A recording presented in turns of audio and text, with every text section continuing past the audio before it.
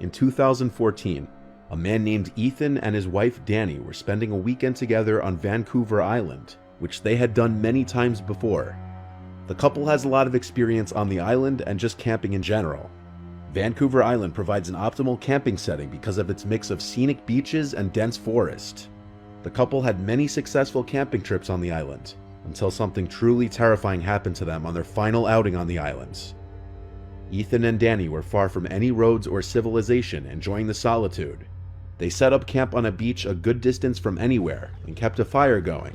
To get to the trail leaving the beach was a kilometer along the beach and 2 kilometers to the road through the forest.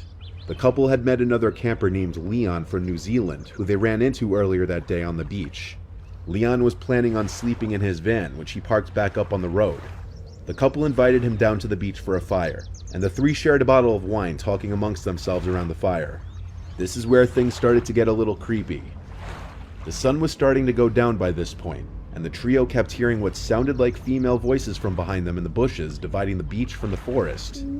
It wasn't too dark out yet though, so it was still possible that they were just other hikers or campers nearby, or even a group who anchored offshore and the sound was just bouncing in a weird way. All three of them could agree that they were hearing female voices though. On that note, it was getting late and a little dark, so Leon said goodbye and set out to hike back to his car before it was too dark. Ethan and Danny stayed by their campsite and stoked the fire because Danny was starting to get creeped out by the voices, which continued on into the darkness. It sounded like 2 female voices speaking, but whatever that was being said was unintelligible. It sounded to the couple like the voices were not far beyond the tree line now. They stayed up very late tending to the fire, and only when the voices had finally stopped, they decided to put out the fire and go to sleep in the tent. Before doing so, the two had scanned the cove with a flashlight several times looking for boats that could have been the source of the talking, but there was nothing in sight. It was around 3 a.m. when they laid down finally, ready to catch some shut-eye. But about 15 minutes after they laid down, Ethan and Danny heard footsteps in the area around their campsite, over by where the fire was. They came from the direction of the bushes toward the inland behind them, a direction that was not traversable by people. The couple lay there, hoping it was just a bear or any animal, because the only bears on the island are black bears, which usually are very timid around people. The footsteps went from the fire, then over to the tent, then back into the woods.